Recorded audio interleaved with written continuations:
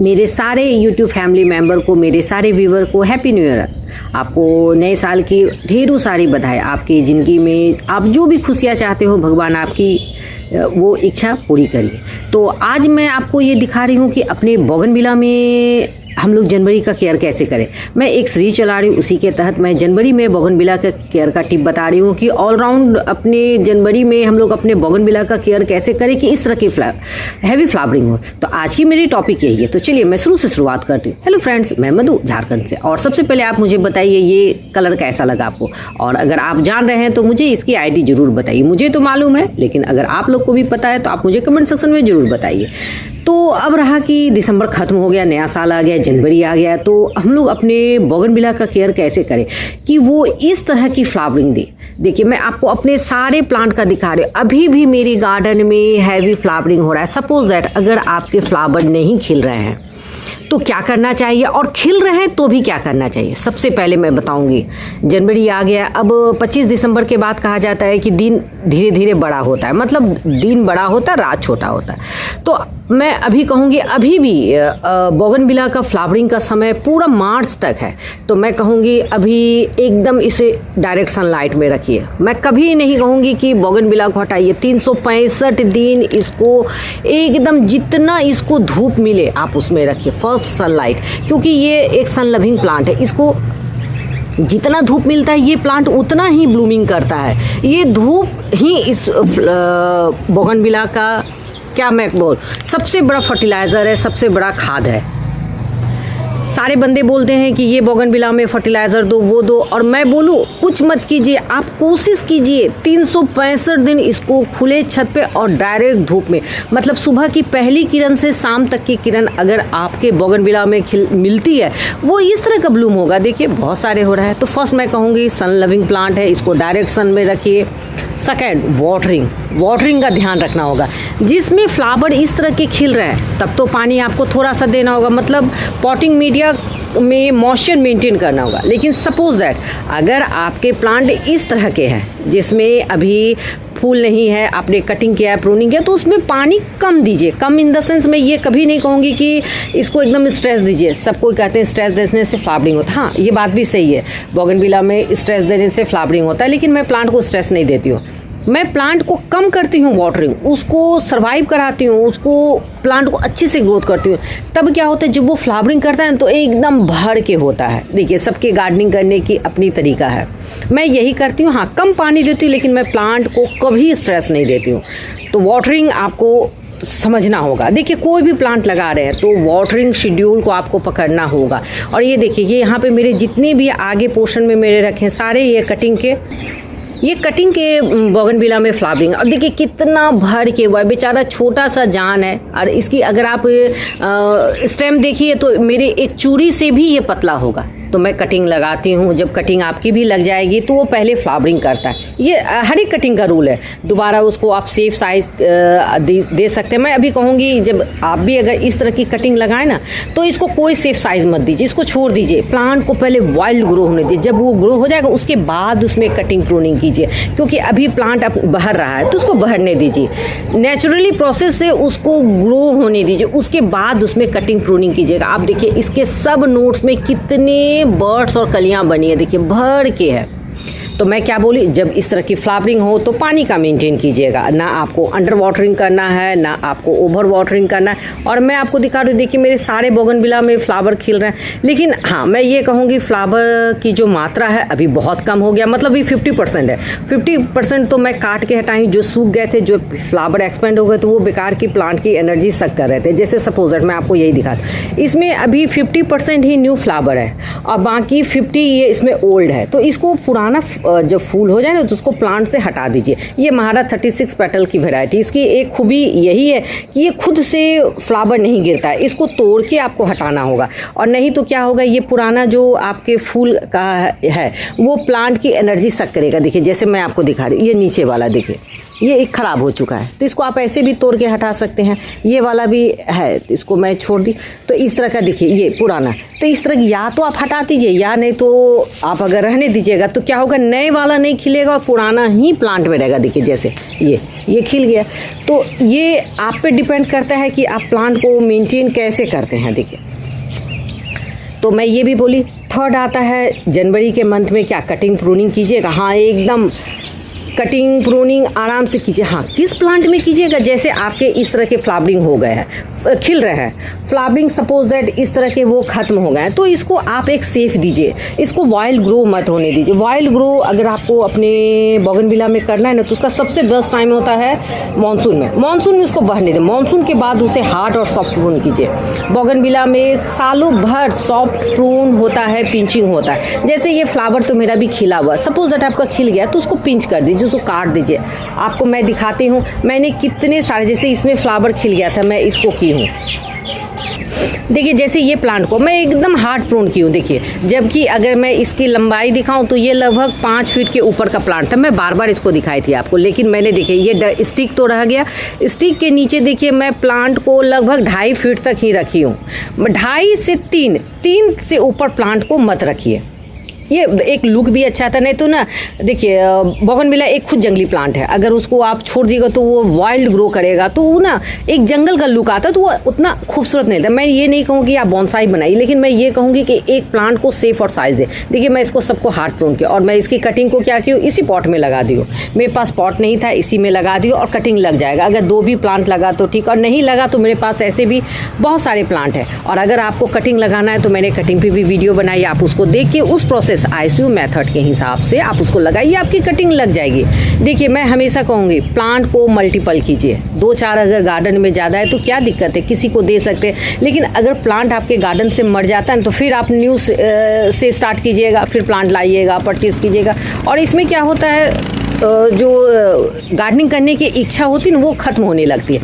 इसलिए मैं कहती हूँ कोई भी प्लांट अगर आप लेते हैं तो कोशिश कीजिए उसका 1-2 मल्टीपल उसको मल्टीप्लाई करके ले। सपोज अगर मर भी गया तो कोई अफसोस नहीं होगा। मैं आपको ये बोल दी कटिंग प्रूनिंग कीजिए। हाँ, अब आता है क्या रिपोर्टिंग करना, तो मैं कहूँगी अभी ठंडा है, छोड़ दीजिए। जनवरी फरवरी से आप रिपोर्टिंग कीजिएगा, बहुत अच्छा से रिपोर्टिंग चले होगा।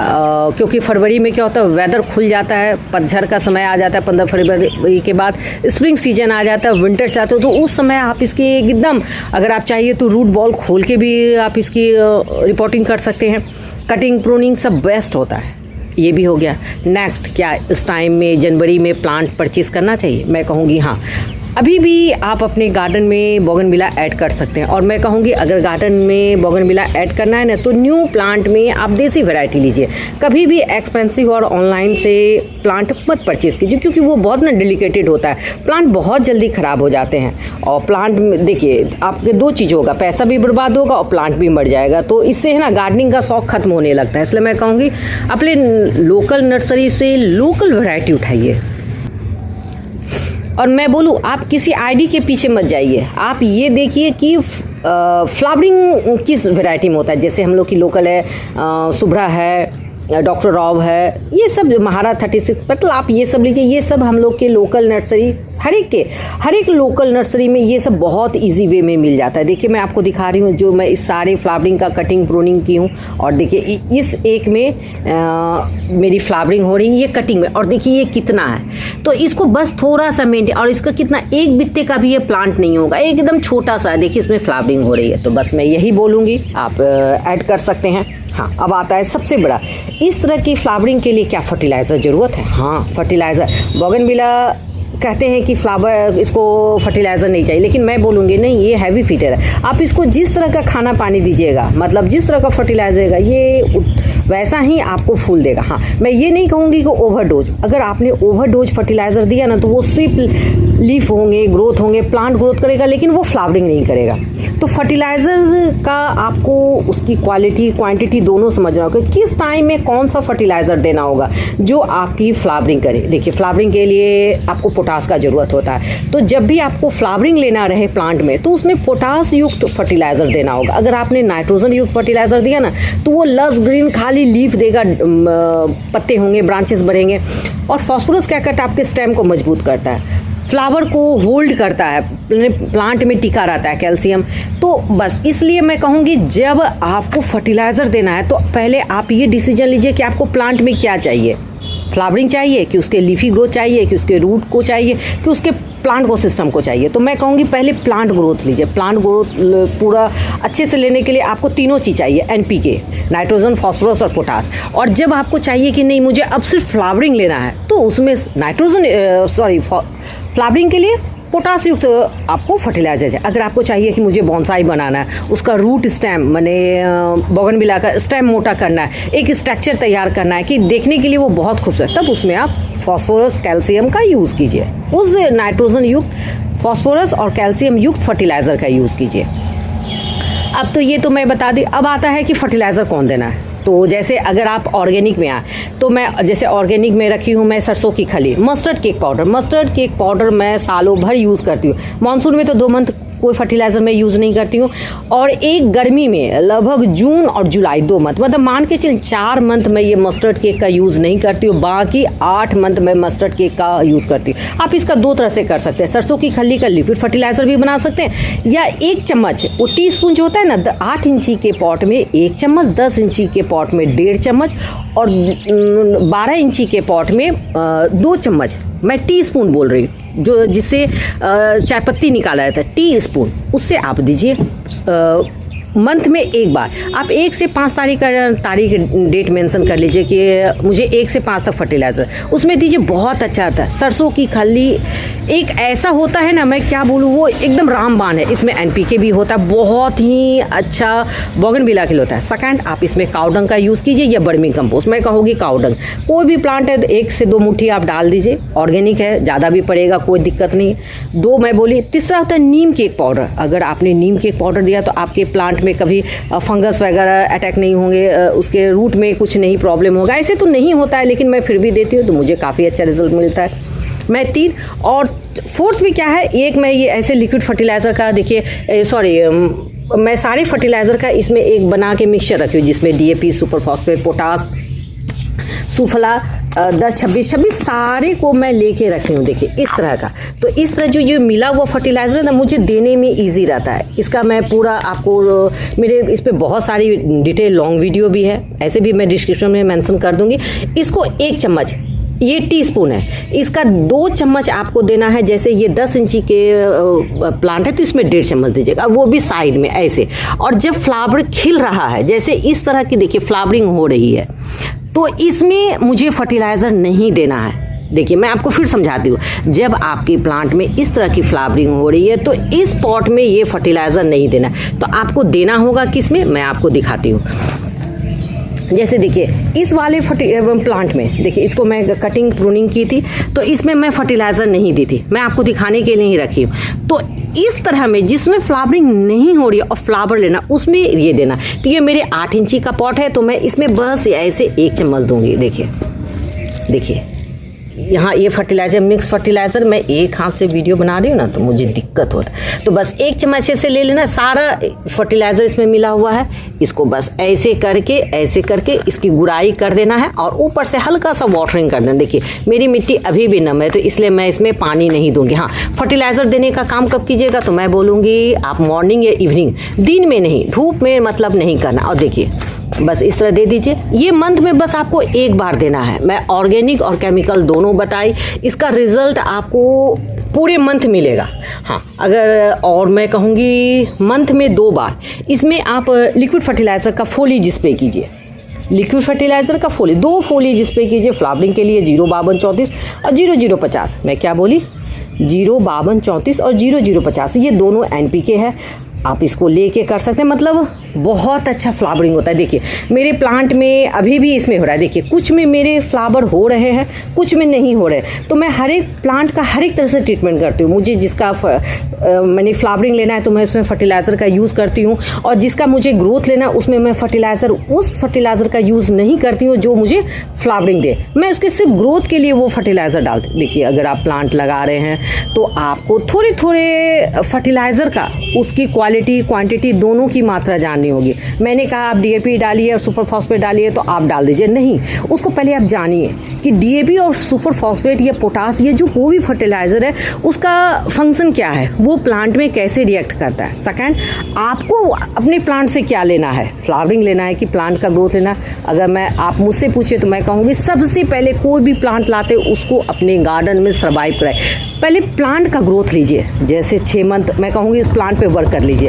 जब अच्छे से आपकी प्लांट सेटल हो जाए, ग्रोथ ले ले, तब आप फ्लावरिंग लीजिए, बात समझिए। और उस हर एक प्लांट को जब आप लगाते हैं तो उसके समय सिचुएशन सबको जानना होगा, इसका फ्लावरिंग का समय कब है, कटिंग का समय कब, प्रूनिंग का समय कब है। तो ये ऑलराउंड अगर आप सबको जान लिए, समझ लिए तो आपके लिए गार्डनिंग बहुत आसान हो जाएगी। मुझे भी शुरू में बहुत प्रॉब्लम होता था, लेकिन मुझे अब करते करते खुद का एक्सपीरियंस हो गया है, इसलिए मैं इतना डिटेल में आपको बताती हूँ। मेरी वीडियो हर एक वीडियो से आपको अलग लगेगी क्योंकि मुझे बताने का भी तरीका अलग है और मेरे समझाने का भी, क्योंकि मैं जो खुद एक्सपीरियंस ले रही हूँ, अनुभव कर रही हूँ, मैं अपने अनुभव से आपके पास साझा कर रही हूँ। और मैं चाहती हूँ कि आपके भी गार्डन में इस तरह की फ्लावरिंग, आप देखिए मेरे पास प्लांट का उतना कलेक्शन नहीं है, पॉट का कलेक्शन नहीं है, लेकिन हाँ मेरी फ्लावरिंग होती है। तो और क्या चाहिए, हम लोग जैसे एक छोटे गार्डनर को क्या चाहिए, बस फ्लावरिंग होने से मतलब है। ये मेरी थिंकिंग है। मैं चाहूँ तो एक्सपेंसिव वैरायटी लाऊँ, लेकिन वो सर्वाइव नहीं करेगा क्योंकि हम लोग के लोकेशन में दिन का टेम्परेचर बहुत ज़्यादा हो जाता है गर्मी, फिर मैं उसे हटाऊँ, इधर रखूँ उधर रखूँ, इसलिए ना भैया, जो हम लोग के लोकल एटमॉस्फेयर लोकल गार्डन में मिलता है और जो लोकल वैरायटी मैं वही रखती हूँ। फ्लावरिंग से मतलब है, बस काफ़ी है एनफ। आपको आज की मेरी वीडियो काफ़ी अच्छी लगी होगी। अगर आपको मेरी वीडियो अच्छी लगती है तो आप उसे लाइक कीजिए, शेयर कीजिए, सब्सक्राइब कीजिए और आप मुझे बताइए कि आपको मेरे बोगनविला का कलर कैसा लगा। आप मुझे बोगनविला संबंधी कमेंट कर सकते हैं, मैं उसका आंसर दूंगी। और मैंने एक लॉन्ग वीडियो भी बनाई थी कि इस समय हार्ट प्रून कैसे कर सकते हैं। मैं चलिए दिखाती हूँ। देखिए यहाँ पर वही प्लांट है जिसे मैं हार्ट प्रून की थी और अभी ये चल रहा है और इसकी मैं कटिंग लगाई थी, ये कटिंग भी लग जाएगी। अगर आपको मेरी वीडियो पसंद लगती है तो आप इसे लाइक कीजिए, शेयर कीजिए, सब्सक्राइब कंप्लीट फुल वॉच कीजिए और आप मुझे बताइए कि आपको मेरे ये सरसों के फूल कैसे लगे। चलिए मैं कल फिर मिलती हूँ, तब तक के लिए बाय।